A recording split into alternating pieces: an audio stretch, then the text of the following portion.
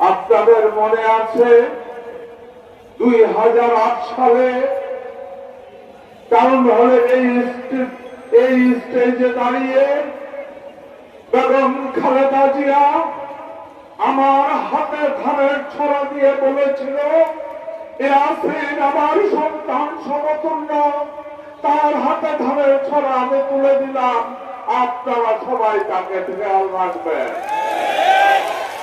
আজকে সবার কাছে একটাই অনুরোধ করব, চলুন আমরা সবাই একটা কথাই আল্লাহর কাছে বলি।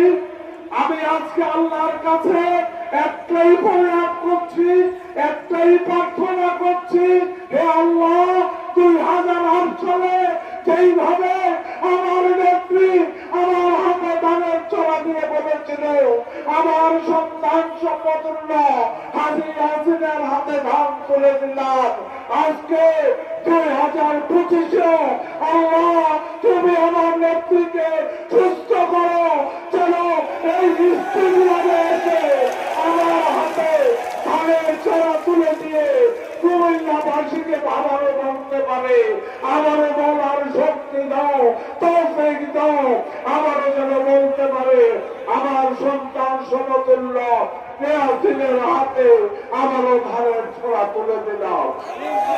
এই এলাকার লক্ষ লক্ষ মানুষ সৃষ্টিকর্তা তোমার দিকে তাকিয়ে আছে, এ আল্লাহ, এ রহমানের রহিম, এ বিচার সেই বিচারের মালিক। আমার আর কোন চাহিদা নাই, আমার নেত্রীকে সুস্থ করে দাও, আমি আমার নমিনেশনটুকু নেত্রীর হাত থেকে গ্রহণ করতে চাই। আল্লাহ এটা এই এলাকার সারা বাংলাদেশের 18 কোটি মানুষের চাহিদা। আল্লাহ 18 কোটি মানুষের মধ্যে আমরা এখানে যত লোক হাত তুলব, আল্লাহ এই হাজার হাজার মানুষের মধ্যে যার হাতটি তোমার পছন্দ হয়, এ সৃষ্টিকর্তা, এ প্রতিপালক, ওই হাতের উসিলায় আমাদের এই দোয়া কবুল করে আমাদের নেত্রীকে সুস্থ করে দাও বাবু।